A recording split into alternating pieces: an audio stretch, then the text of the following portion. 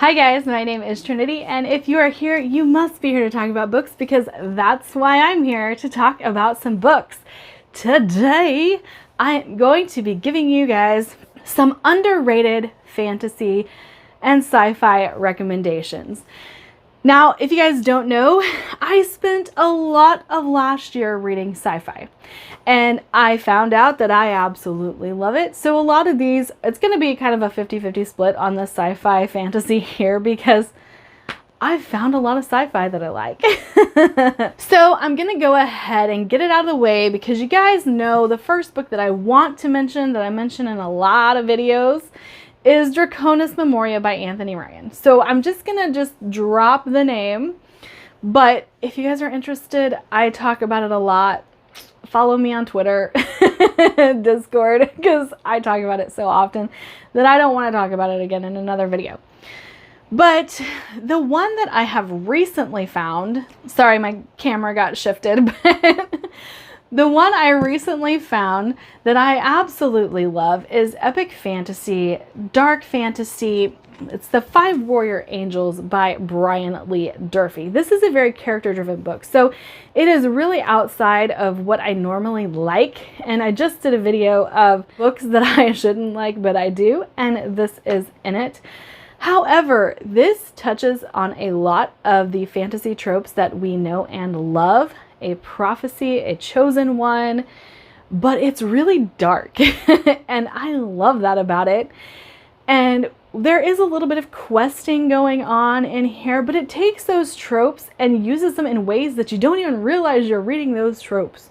And so I absolutely love that about this book, because so often I get bogged down in filler whenever I am reading epic fantasy. This book doesn't have a lot of that. What this book offers instead of filler is lore, and I am big on lore. I love mythology. I love delving into the backstory of a world just as much as I like delving into the backstory of characters. So I really, really love this, and I highly recommend it. I'm eagerly awaiting the third book in the series, and like I've said in the past, The Blackest Heart, which is the second book in this series and is right back there, gave me the biggest book hangover of my life. And so I absolutely loved it. I couldn't move past it. So again, highly, highly recommend this series. Let's talk about another that you guys have heard about recently from me. That would be Blackwing by Ed Mcdonald, The Raven's Mark. I love dark atmosphere. I love dark fantasy. I really like grimdark. I love an anti-hero. Galhero is probably one of my favorite characters. I love everything about this, and this series is so very unique. I really like delving into this because the misery is so well developed. That is the world that we are in, and the monsters are great. The fantasy is great. The characters are great. I love everything about this. And it is one of my favorite series of all time, which I'm actually currently rereading with my friend Andrew. Raven Cry is the second book in the trilogy, and we are reading it this month. So I just cannot get enough of this. Like I said, I'm rereading it already.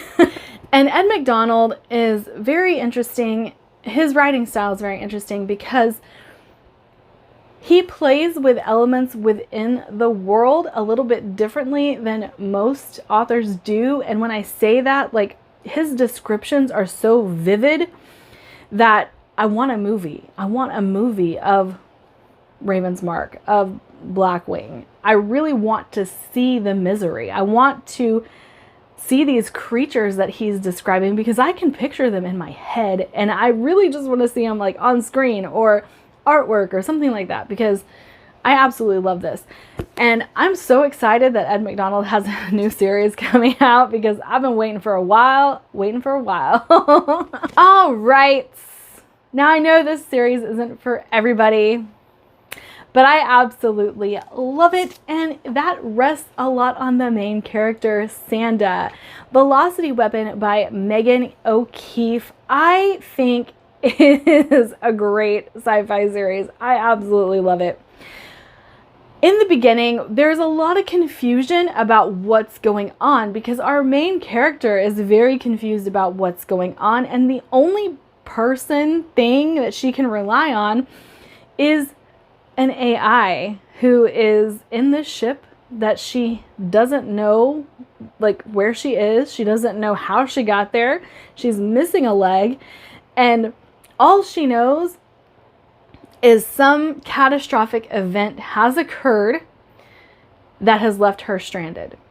And I absolutely love seeing her try to figure out what's going on. We are introduced to a second POV, which is her brother, and he's a higher ranking politico in the world that they live in, and he's trying to find her. So it does have a lot of the space opera elements that everyone looks for when they get into a sci-fi series like this, and I absolutely love it. It's so fast paced. This is a very plot driven book, very plot driven series, and I think it does develop the characters really well. Now, I have talked to a few people who really like character deep dives.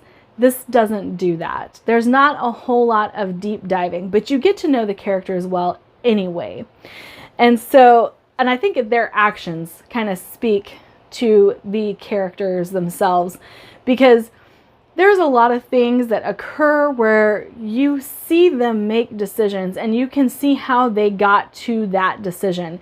It's not like we didn't get this backstory, so now we don't know why they made this decision. No, the development's there. You know why they made that decision.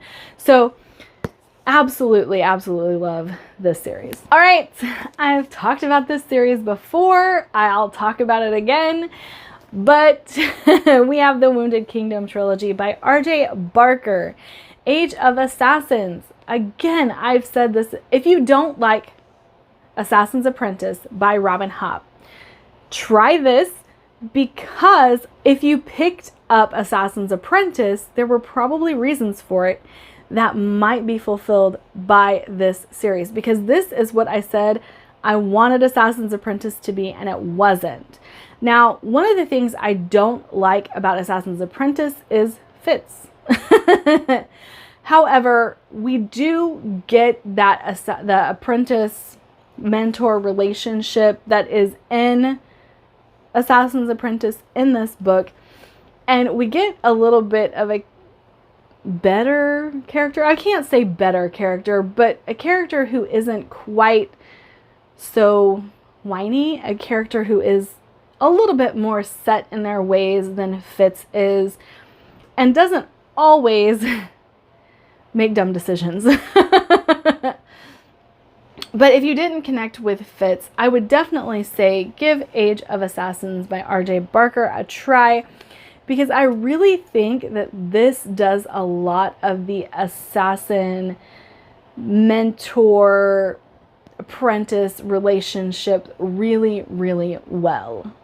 All right, for the space opera that is decidedly not a space opera, in my opinion. The first sister has a little bit of a synopsis that is kind of off-putting, I have to say.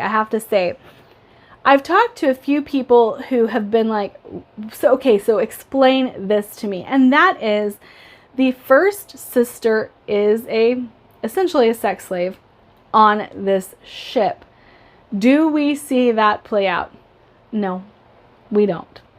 And we are seeing the first sisters kind of escape from that lifestyle.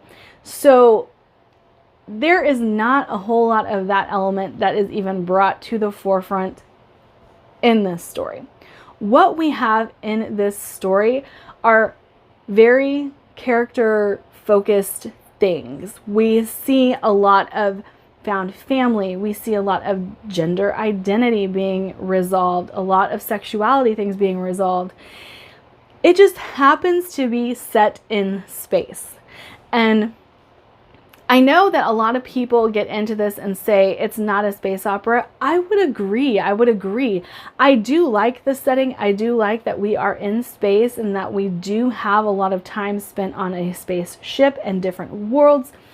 But I can't say that it's a space opera, but I can say this is a great book if you are looking for books that tackle gender identity well, that tackle sexuality well, that tackle found family and character relationships really well. Definitely pick this one up. All right, and if you've been paying attention to me at all for the last year, you probably could see this coming. No Effect Gloss by Essa Hansen. I love this book. I love it. I actually just recently reread it in February, and I had originally given it 4 stars, turned around this last month and gave it 5 stars because I realized how much I love this book. We have a character who is a slave who ends up being whisked away from his life whenever all of his family is destroyed, his planet is destroyed, and kind of taken under their wing and taught how to survive in the world that he didn't even know existed.